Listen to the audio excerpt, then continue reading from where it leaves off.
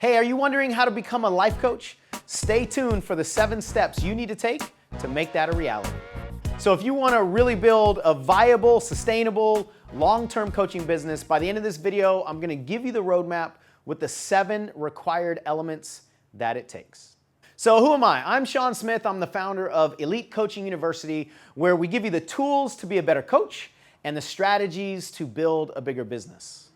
I publish new videos every week, so make sure you like and subscribe and click that little bell button down there so you get notified every time that we go live or every time that we publish a video if you're interested in getting the truth, the honest truth about the coaching industry.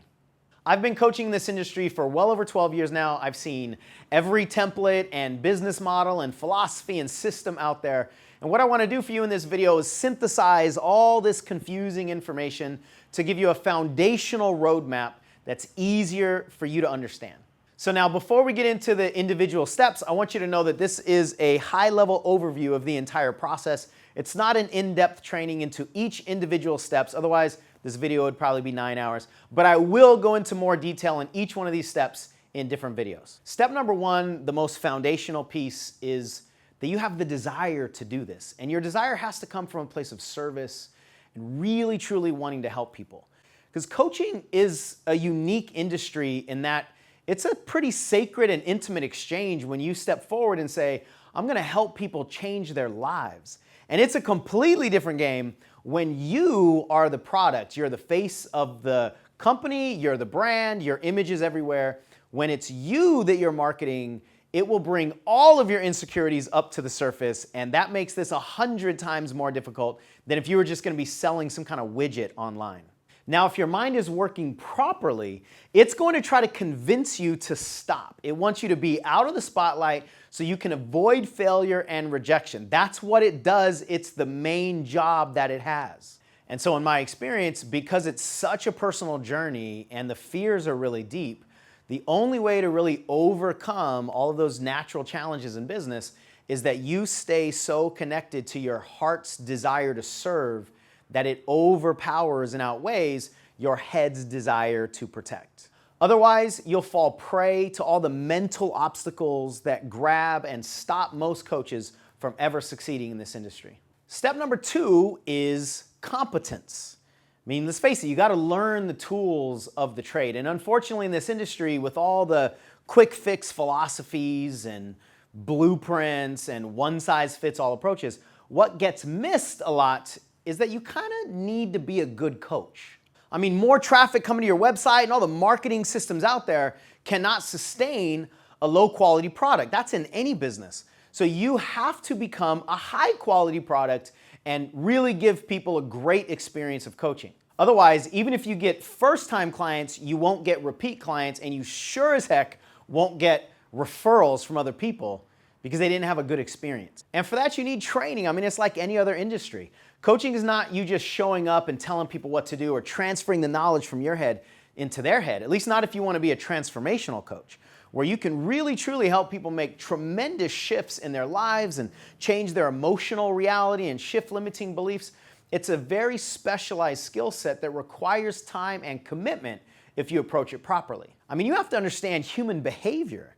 You got to understand how to change belief patterns at the neurological level. You got to understand how to shift limiting beliefs, how to clear emotional conflicts. There's a lot of concepts that you have to learn in order to become a world-class, elite-level coach. And on top of that, there are techniques and concepts and exercises that you have to learn. And then you have to learn when to use them and when not to use them. I mean, if you really want to get good at this, there's a lot of curriculum to consume. And frankly, if this sounds like it's too much work, then I invite you to turn this video off and don't watch any of my other videos, because if you're looking for the quick fix, a way to shortcut your success, I don't know that way. I didn't follow that way. I don't believe in that way.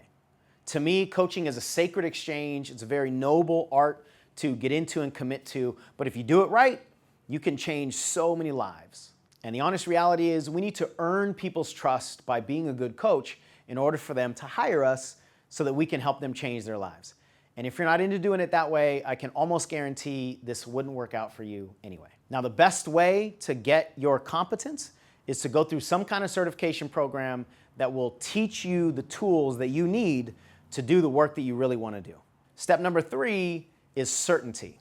Now, this is my favorite one, and honestly, I think it's the one that's missing for most people in the coaching industry.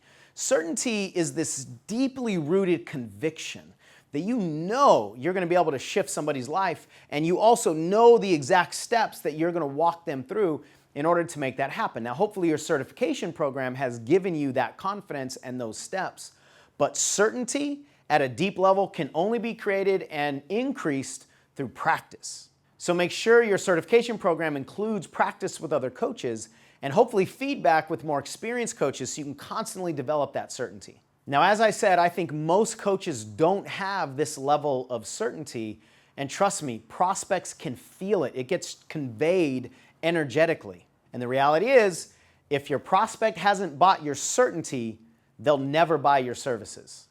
Now, how to get that level of certainty that's rooted so deeply that it magnetically attracts the ideal clients to you is a much deeper conversation that I went into in another video that will show up on the screen here if you want to dive into that and learn the 3 main components that gives you magnetic attraction. Step number 4 is to identify what I call your seeker. Now, the first 3 steps were more foundational, internal, mostly about you, but now we're going to get into some of the marketing pieces. In my experience, for life and business coaches, this is the most critical step, but it's also the biggest obstacle for new coaches and for coaches who are struggling. In my live programs, we spend hours and hours on this piece just to make sure that everybody really gets this right. So please trust me on how important this is. And if you don't get this right, everything after is going to be so much more difficult. So the key here is to identify who's already looking for the information that you have in your head. In other words, who's already seeking it out. And that's a totally different energy than identifying a target market or a target client and then going after them.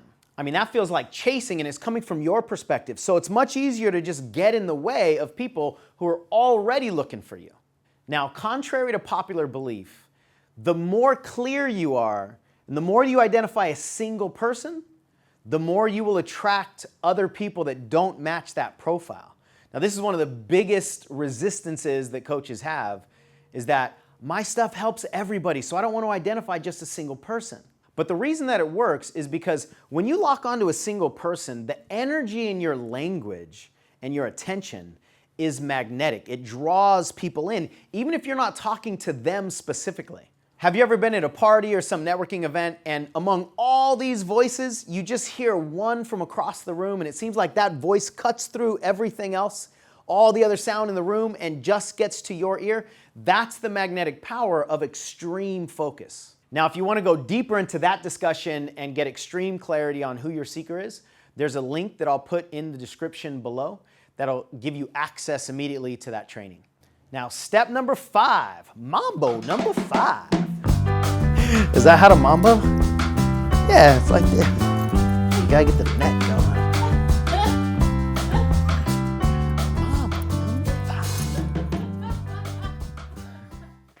Step number 5 is to get in front of them.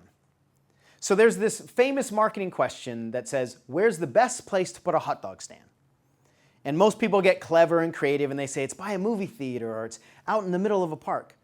But the answer is right next to a successful hot dog stand. Why? Because we know that hot dog eaters walk that path to buy hot dogs. So what you want to do is find out where your seekers are already going, searching for the information similar to what you want to offer them. And let me tell you, it is so much easier to step into the flow of a market, especially when you think of people having buying patterns and searching patterns and social media patterns. It's way easier to get in front of them than it is to try to change their patterns and redirect them over to you. Because chasing people down and trying to change them is really difficult and it's exhausting. So instead of chasing and changing, I suggest attracting and inviting. Now, step number 6 is to give them an experience rather than an expectation. The world of marketing is changing. Our society is literally changing. People are sick and tired of buying and then being disappointed by the expectations that they're being sold, especially in the coaching market. This has been happening for years and years and years now, and as a result, people have stopped trusting anybody that has anything to sell in this industry. So in order to succeed and be relevant in this new emerging market with this ever-changing buying pattern, we've got to give people experiences, not sell them expectations.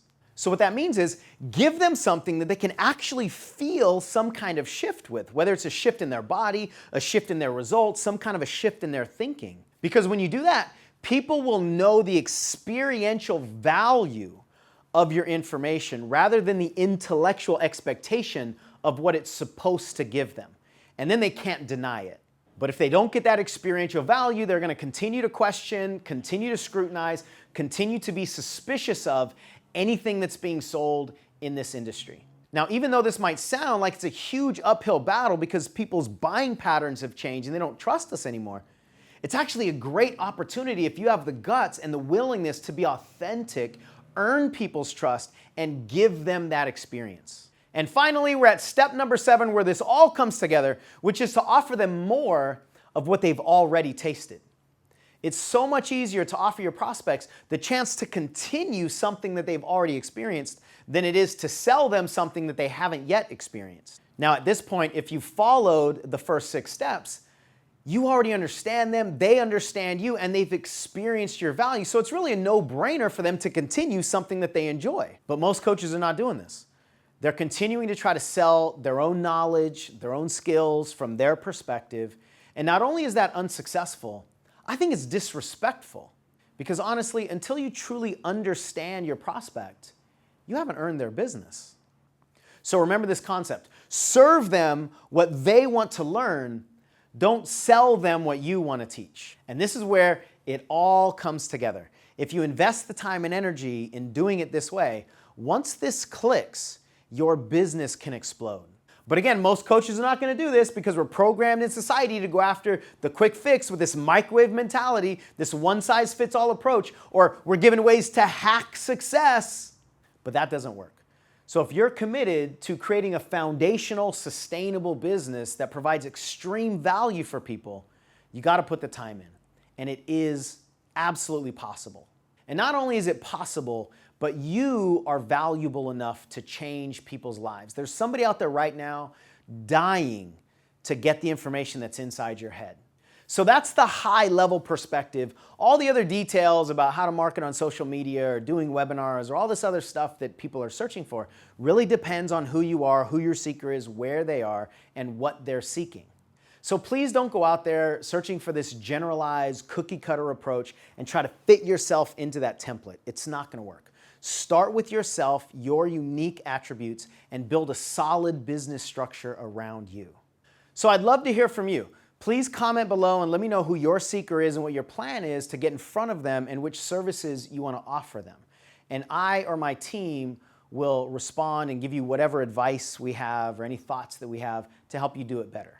Or if you're not 100% clear on who your seeker is, or you have no idea who your seeker is, most people are actually in one of those 2 buckets, then post those challenges below in the comments as well, and we'll do what we can to support you in that conversation.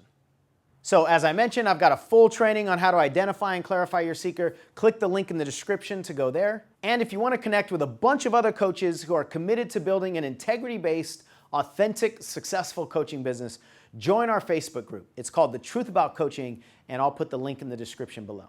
So if you like this video, please let me know by liking it, subscribe to the channel, click the little bell for all the notifications, and share it with your tribe if you have other people that would be interested in these 7 steps.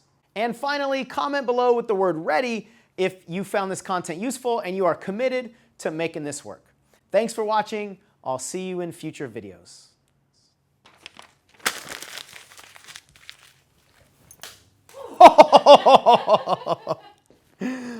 Woo! I think I actually hit the camera there. Don't look through the little slit either, because I can feel you laughing. Give me a V-I-D-E-O. Is resistances a word? But it's also the most biggest obstacle-list.